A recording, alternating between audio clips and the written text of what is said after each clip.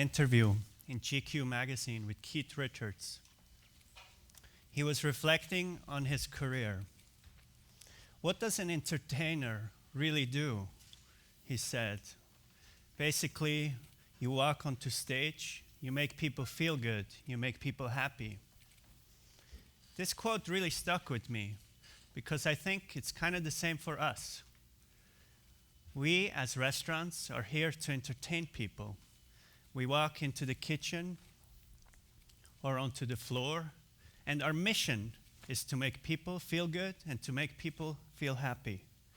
In the end of the day, who really cares what you ate, what bottle of wine that you drank, what was the color of your china? I think, for the most part, what you remember is, did you have a good time? I grew up in Switzerland. I worked all my career in 3 Michelin star restaurants. In those restaurants, cooks were not allowed to be in the dining room. There was a wall in between. To be honest, I worked for 5 years in a restaurant. I never even saw the dining room. It's true. And it went both ways. The dining room was scared to come see the chef. The dining room was scared to come into the kitchen. It was a server's nightmare if a guest had a food request, a special food request. Literally, over the pass, there was a glass wall between the pass and the ceiling, leaving just enough room to put through plates of food. To make sure there was absolutely no interaction between the dining room and the kitchen. To send out food into the dining room felt as cold as a bank transaction. I was trained that in a great restaurant, the only thing that matters was the kitchen. In 2006, Will and I started working together. Clearly, we came from very different backgrounds, very different school of thoughts. But we both knew that to be successful and to create something special and really meaningful for our guests, we had to fully trust and respect each other. It's not easy to trust. You have to be fully open-minded, and it takes time. We have a rule that we never go to bed angry. It's kind of like an old married couple. But whenever we have a disagreement, we have to stay at the restaurant to talk it out. We learned that our best results come from when the kitchen and the dining room, the chef and the restaurateur work with each other and not for each other. And also, in the end of the day, and above all, it was the only way we could see this being fun. The last 8 years have been the most intense, the most stressful, but also the most gratifying and the most joyful of my life. I'm so proud of what Will has put together here today. I'm so proud that there is such a focus on hospitality. I'm even more proud that he's my business partner and my best friend. I think Will is so talented, so driven, so charismatic. I have learned so much from him. I truly think he's one of the very best in our business. Please welcome Will Guidara.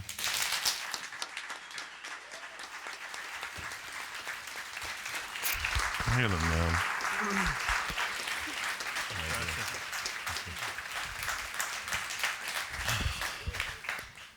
Thank you, Chef. So we're all here today to share ideas and lessons that we've learned over the course of our careers. But the best lessons that I have to teach are the ones that I've learned from others.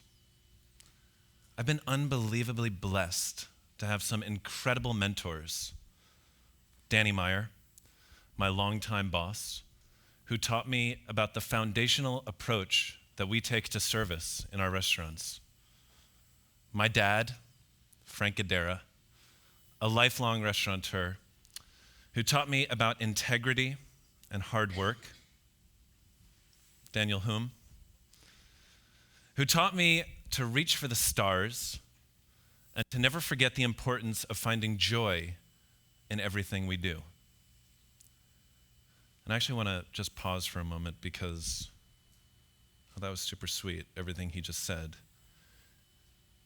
This wouldn't happen if I didn't have the support of an unbelievable chef who believes so much in what we're talking about today. So would you please give him a round of applause?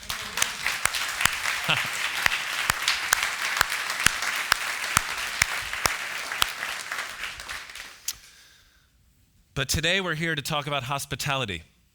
And if there's a through line in the speeches we've been hearing, it's that hospitality is all about relationships.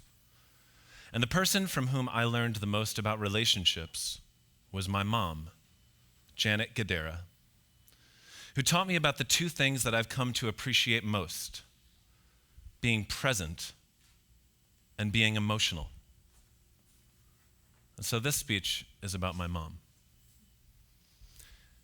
My mom was a stewardess for American Airlines when I was growing up. And this was back in the day when, air travel was it. She was weighed weekly. If she gained weight, suspended. If she got married or engaged, fired. They literally had to be single to be stewardesses. It's crazy now. That's also where she and my dad met. My dad was working for a company called Sky Chefs. That was the company that provided the food for American Airlines. This was back in the day when food on airplanes was delicious. They were both from Boston and had these thick Boston accents. For the first 5 years of my life, when my mom was offering me popcorn, I had no idea what she was saying. But one day, one of my dad's colleagues came in to see him and said, "Hey, Frank, there's a woman on the plane that speaks the same language as you do."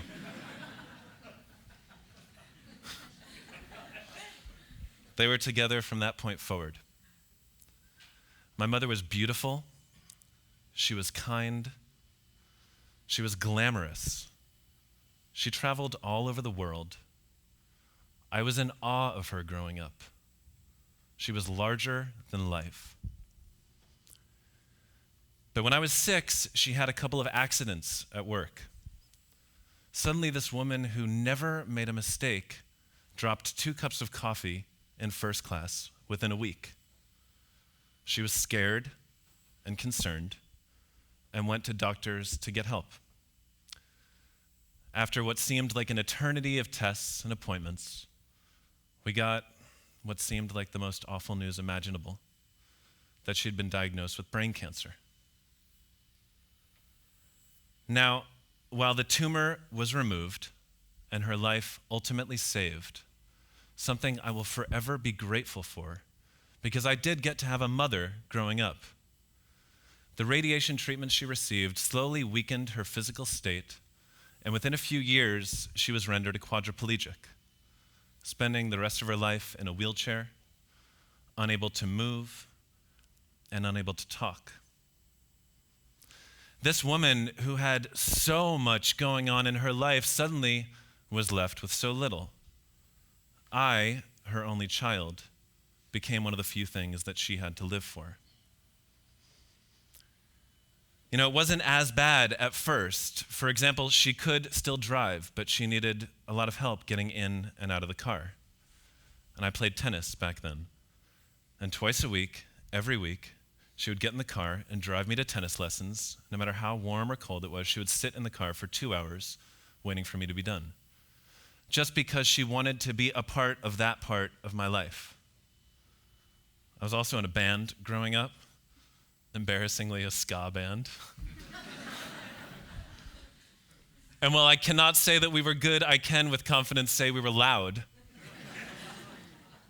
And she would sit in her wheelchair every day as we practiced all day in a not very big house with this huge smile on her face, because she got to be involved in my life. See, in spite of her physical condition, she worked tirelessly to make sure that my youth was as close to normal as possible.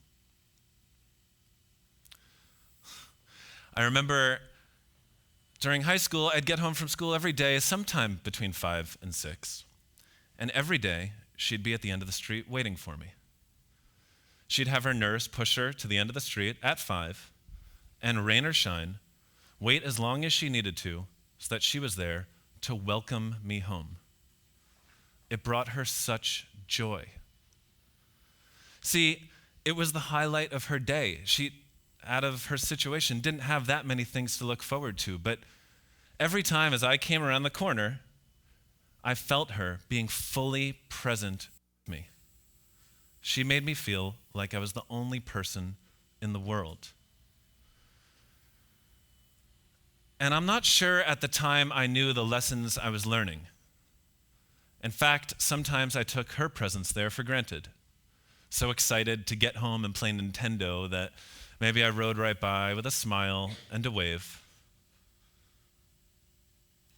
But she passed away when I was 21, literally the day after I graduated from college.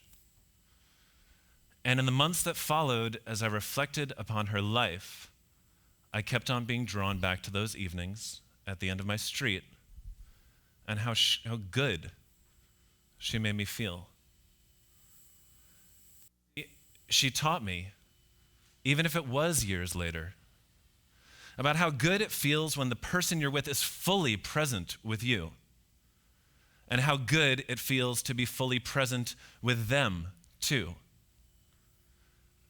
And as I've pursued this craft in the years since, I've tried to do just that, admittedly, not always with success, but to block out all the noise and all the static and focus on the person I'm with, to be fully present with them. The other thing my mom taught me about was the importance of being emotional. My mom was a crier. No joke, she cried the first time we watched the movie Coming to America. I remember being mortified of going to movie theaters with her because she wasn't just a crier, she was a loud crier. But she was never afraid to talk about her feelings. And although perhaps out of necessity, she was never afraid to ask for help. And as I reflect upon the time I got with her, I'm reminded of the importance of being vulnerable, of being emotional, and of opening up to people, much in the way that I am doing right now with all of you. Because in the absence of that, in the absence of opening up and just showing your feelings and being raw with the person you're with, they're not invited to do the same in return with you. And in the absence of that exchange, it's truly impossible to have any sort of real, meaningful connection. I miss my mom every day. But in a bizarre sense, I feel blessed because that I think her situation growing up in many ways helped me to become a better man. So here's to my mom, to being vulnerable even when it's a little bit uncomfortable, and to being fully emotionally present in every interaction you have. Thank you.